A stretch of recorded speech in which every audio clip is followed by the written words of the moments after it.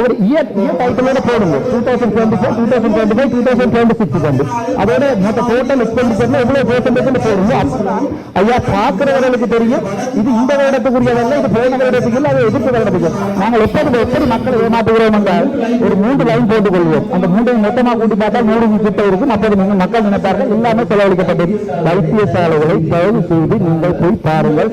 உங்களுக்கு தனியார் வைத்தியசாலையிலும் தமிழ்நாட்டு சத்தியமூர்த்தி அவர்களுடைய வைத்தியசாலையும் சிறப்பாக ட்ரீட்மெண்ட் செய்கிறார்கள். ஆனால் ஏழைகள் போக வேண்டிய வைத்தியசாலை, பருதுகிற வைத்தியசாலை, சாவச்சேரி வைத்தியசாலை மற்றும் ஒவ்வொரு சின்ன சின்ன வைத்தியசாலை தான் ஏழைகள். உதாரணமாக கிளிநொச்சியில் பரந்தூர்லேருந்து ஒரு ஆள் பஸ்ல வந்து ரங்கி போயிட்டு அங்கே ஒரு புதிய இன்வெஸ்டிகேஷன் இல்லை என்றது ஒரு பெரிய பாரதூரமான குற்றம்.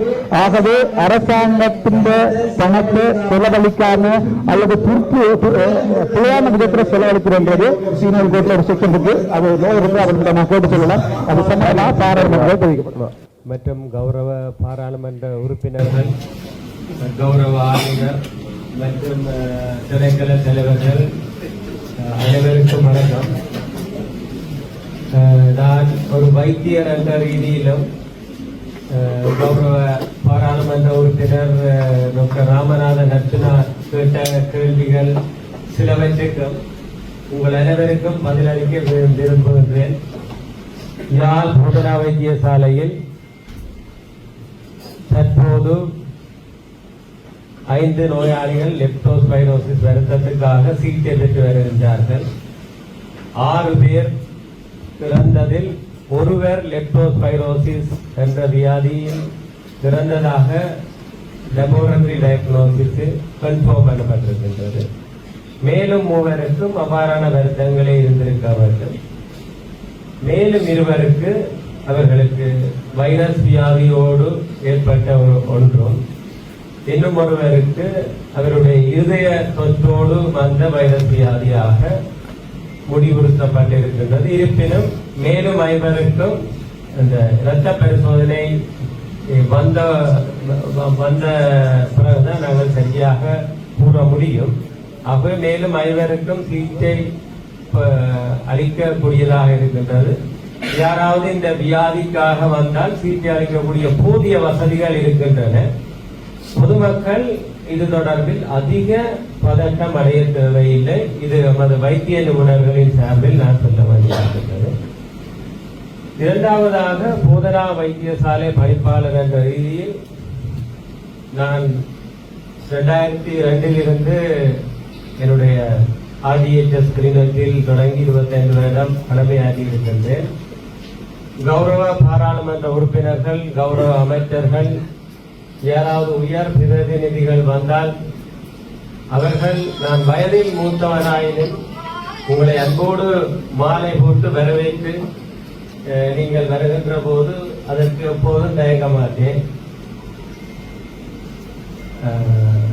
இருப்பினும் டாக்டர் கௌரவ ராமநாதன் அர்ச்சனா நான் கதைத்த பின்னர் நீங்கள் கதைக்கலாம். நீங்கள் சில சமயம் நான் கதைக்கும் போது குறுக்கீடு செய்யக்கூடும் என்றால் முன்னாடியே சொல்லுவேன். அது உங்களோட இந்த வைத்தியசாலை அல்லது பல வைத்தியசாலைகள் என்ற ரீதியில் நானும் எனக்கு கீழுள்ள உத்தியோகர்களை அவர்களை ஊக்கப்படுத்தி இவ்வாறான ஒரு சபையிலும் கூட பயம் பதட்டம் இல்லாமல் நடத்துகின்ற ஒரு வகையிலேயே வைத்தியசாலையை நடத்த முடியும். நான் ஏற்கனவே கூறியிருக்கின்றேன், வைத்தியசாலையில் 15 நுழைவாயில்கள் இருக்கின்றன. நோயாளிகளுக்கு மாத்திரமல்ல, பல உயரதிகாரிகள் எப்போதுமே அவர்கள் அன்போடு ஒரு உத்தியோகத்தோடு தொடர்பு கொண்டு சேவையை பெறுகின்றதும் நோயாளிகளை பார்ப்பதற்கு ஏற்ற வகையிலே ஒழுங்கு செய்யப்பட்டிருக்கின்றது. ஆனால் இதை விடுத்து எம்மை பயமுறுத்தி அல்லது உத்தியோகர்களை பயன்படுத்தி உள்ளே வந்து விதண்டாவாதம் செய்கின்ற எவரும் கடவுளாக இருந்தாலும் அவர்களுக்கு உள்ளே அனுமதி இல்லை. அதை நான் இந்த உயரிய சபையிலே சொல்ல வேண்டியிருக்கின்றது. அது நான் பணிப்பாளர் என்ற என்னுடைய கடமை நிமித்தம் செய்ய வேண்டியிருக்கின்றது. நான் பணிப்பாளர் இந்த இந்த இடத்தில் இருந்து அல்லது வெளியில் இருந்தால் அது நான் மிக வேறு விதமாக நான் நடந்து கொள்ள முடியும் என்பதை சொல்லிக் கொள்கின்றேன். ஆகவே யார் வந்தாலும் மீண்டும் அன்போடு வரவேற்க தயாராக இருக்கின்றேன். குறிப்பாக புதிய பல கௌரவ பாராளுமன்ற உறுப்பினர்கள் இருக்கின்றார்கள். புதிய அரசாங்கம் வந்திருக்கின்றது. நமக்கு ஒரு கடமை இருக்கின்றது. இந்த கௌரவ பாராளுமன்ற உறுப்பினர்களின் தலைமையின் கீழ் ஒற்றுமையாக இந்த சேவையை எடுத்துச் செல்ல வேண்டும். ஆகவே இதை நான் இந்த சபைக்கு செல்ல விரும்புகின்றேன்.